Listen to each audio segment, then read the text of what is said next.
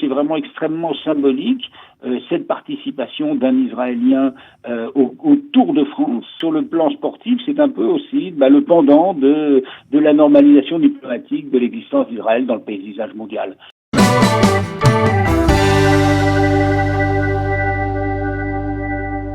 Michel Topman, bonjour, Boker Tov. Bonjour Daniel. Merci d'être avec nous ce matin. Alors nous n'allons pas parler de l'Iran qui est un de vos domaines de prédilection, de vos secteurs de prédilection, mais nous allons commencer cette semaine, on va dire, sur un ton, on va dire, à la fois historique mais à la fois plus décontracté, puisque nous allons parler du Tour de France et de cette édition exceptionnelle du Tour de France, puisque pour la première fois, eh bien, une équipe israélienne, la Israel Startup Nation, figure parmi les équipes qui ont été admises à ce Tour de France. Et dans cette équipe, il y a un Israélien, le premier Israélien, Guy Niv, qui est donc le premier Israélien à avoir jamais parcouru, avoir jamais être inscrit donc au Tour de France. Alors tout d'abord, vu de France, comment s'est passée cette première étape, ce baptême de feu pour les Israéliens? Écoutez, pour l'Israélien, pour l'Israélien, il y a un Israélien, même si l'équipe est israélienne, mais vous savez, dans le cyclisme, c'est un sport qui se court par équipe de marque, donc c'est une équipe israélienne, mais qui est composée de coureurs de différents pays, britanniques, irlandais, allemands, etc., comme d'ailleurs le sont les équipes françaises ou les équipes italiennes, etc. C'est pas une sélection israélienne.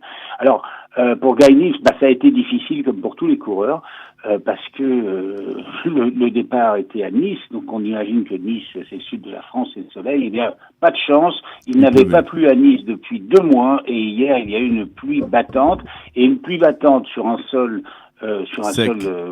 qui sec, avec sur des routes sur lesquelles il y a de l'huile, sur lesquelles il y a des bandes blanches, etc. Ça fait une patinoire, et la journée a été marquée non pas tellement par des exploits sportifs, mais par la difficulté pour les coureurs à tenir sur le vélo. Et 100 coureurs sur 176 environ sont tombés, donc c'était épouvantable. Et le coureur israélien, Guy Niv, n'a pas échappé à ce qui était presque la règle. Il est tombé, il a perdu plus de 5 minutes, donc il est aujourd'hui 167e sur 175 au classement général, parce qu'il n'est pas un bon classement, mais qui n'est pas dû à sa valeur, mais qui est dû tout simplement à la malchance. Mais il n'est pas seul, comme d'autres coureurs. D'un autre côté, ce n'est pas l'essentiel. L'essentiel, c'est que apparemment, il n'a rien de cassé. Il va continuer la course, et pour lui, il vient pour sa première expérience sur le Tour. L'objectif, c'est quand même de terminer et d'être un bon équipier pour ses leaders et surtout de finir le Tour. Il a déjà fini le Tour d'Italie. C'est un très bon coureur, champion d'Israël du contre-la-montre. Il n'a que 26 ans, donc il a une marge de progression importante.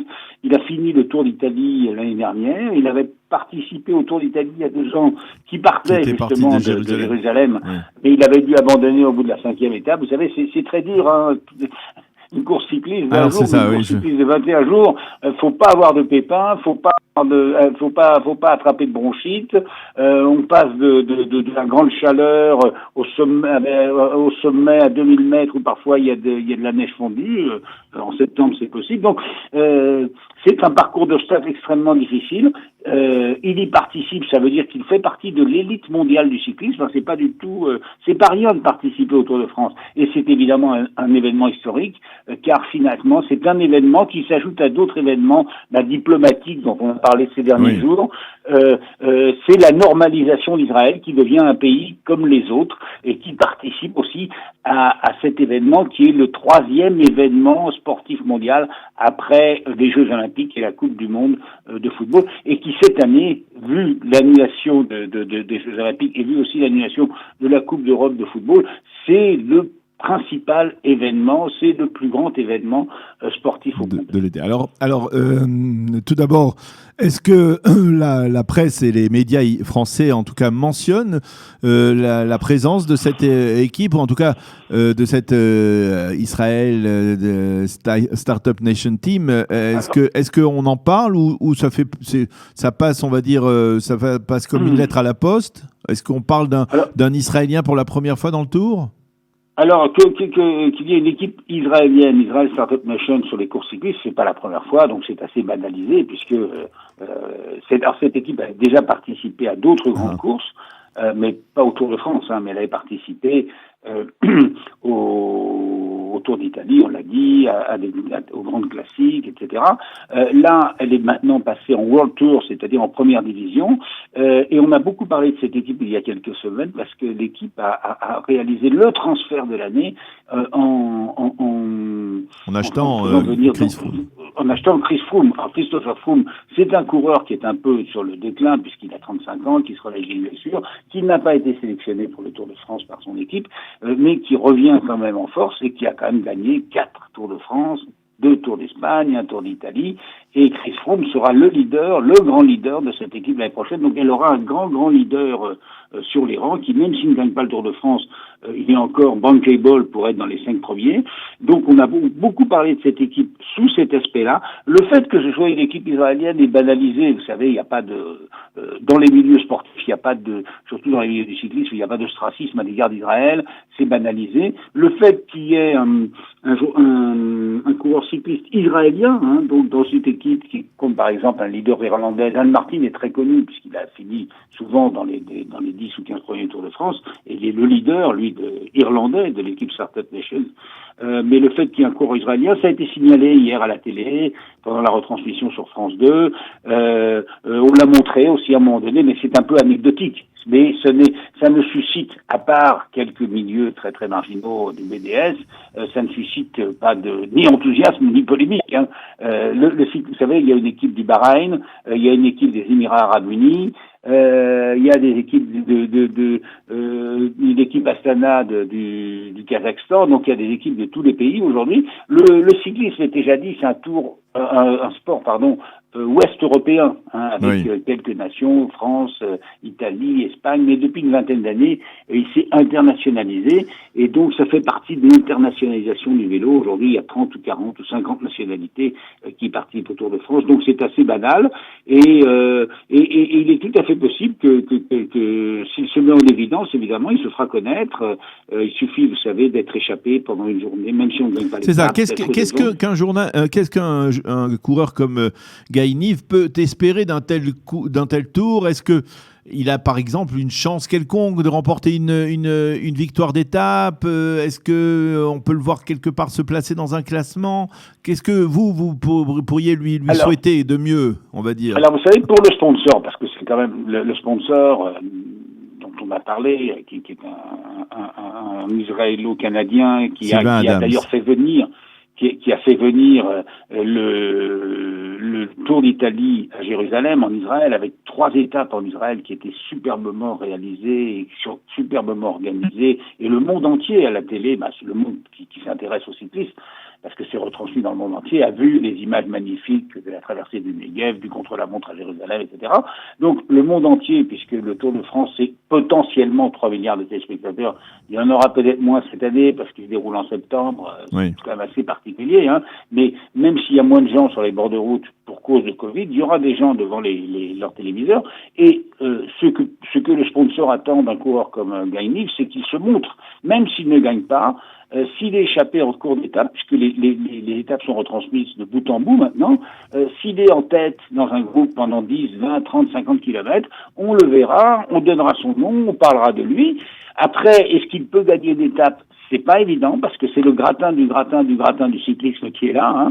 Il y a que 21 étapes à gagner. Il y a une douzaine d'étapes qui seront réservées au cadre du classement général. Il y a 6 ou 7 étapes pour les sprinteurs. Ce n'est pas un grand sprinter. Donc, ça sera très difficile. Il faudrait qu'il bénéficie d'opportunités, qu'il se glisse dans une échappée. C'est très difficile. La probabilité pour lui de gagner une étape cette année, parce qu'il va progresser, elle est infime. Donc on peut se contenter pour lui de cette année à souhaiter qu'il arrive au bout du tour, qu'il arrive à finir ce tour-là. Oui, et puis son sponsor attend de lui qu'il se montre, mais comme il est un équipier, on attend de lui qu'il se mette au service de son leader, Dan Martin, l'Irlandais, qui a maintenant 34 ans et qui ne gagnera pas le Tour de France, il le sait, mais qui est un très bon coureur. Dan Martin, lui, peut se mettre en évidence, c'est un très bon grimpeur pour gagner des étapes de montagne, ou être dans les 10 premiers du général, des classements général. Et c'est vrai que ce que peut faire Guy Nive, ce que doit faire un équipier, parce que le cyclisme est un sport individuel qui se court par équipe, et bien c'est d'être au service de son leader, et ça c'est le travail ingrat, mais indispensable de l'équipier, mais qui est là, qui roule devant son leader pour le protéger des chutes, pour l'aspirer, parce que sur le plat, ça c'est très important, l'aspiration, puisque l'essentiel c'est de résister au vent dans le vélo, au vent et à la pente. Et donc si vous avez des leaders autour de vous qui roulent devant vous, eh bien vous faites 10 ou 15% d'efforts en moins. Donc c'est ça le travail d'un équipier, c'est ça le travail de ce coureur. Et donc je crois que c'est vraiment extrêmement symbolique cette participation d'un Israélien au Tour de France, qui est quand même quelque chose de bon. C'est vraiment le Tour de France, c'est comme le camembert, hein, c'est quand même quelque chose de très très français et en même temps international. Le monde entier connaît le camembert, le Tour de France, Brigitte Bardot quand on parle de la France, la Tour Eiffel et le général de Gaulle. Hein.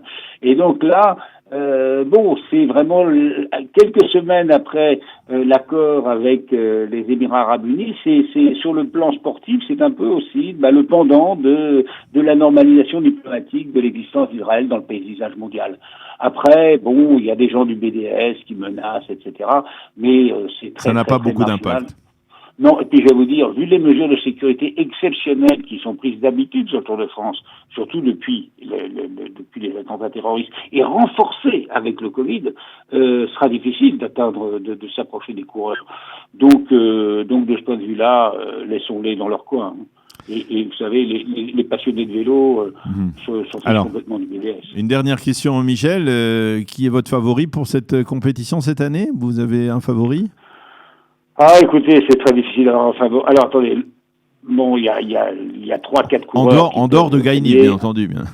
Écoutez, les Français, évidemment, souhaitent que Thibaut Pinot, l'éternel malchanceux, qui est un peu le poulidor du XXIe siècle, triomphe enfin. Il en a les moyens. J'aurais dit hier, jusqu'à 10 minutes de l'arrivée, il en avait les moyens. Il est au niveau des meilleurs, mais là il est tombé. Le Tour de l'année dernière s'est terminé pour lui par une chute.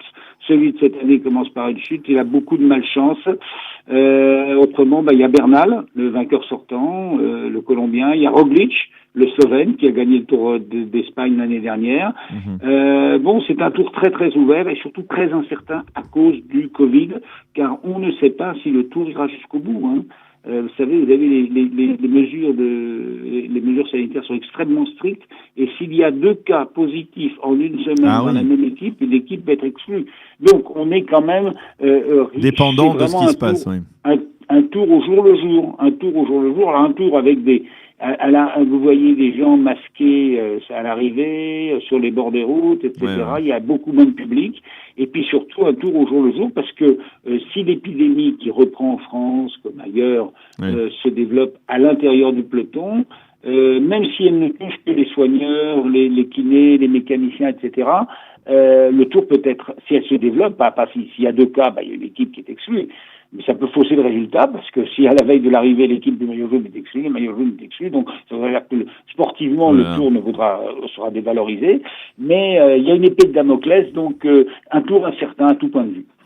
Eh bien, Michel Taubman, merci beaucoup. C'était aussi intéressant que de vous entendre parler de cyclisme que de vous entendre parler de la menace iranienne. Merci beaucoup d'avoir été avec nous ce matin, de vous être levé de si bon matin en France, alors qu'il n'est que 8 heures du matin maintenant. Merci d'avoir été avec nous ce matin. Bonne journée, à bientôt. Bonne journée à vous, Daniel. Au revoir.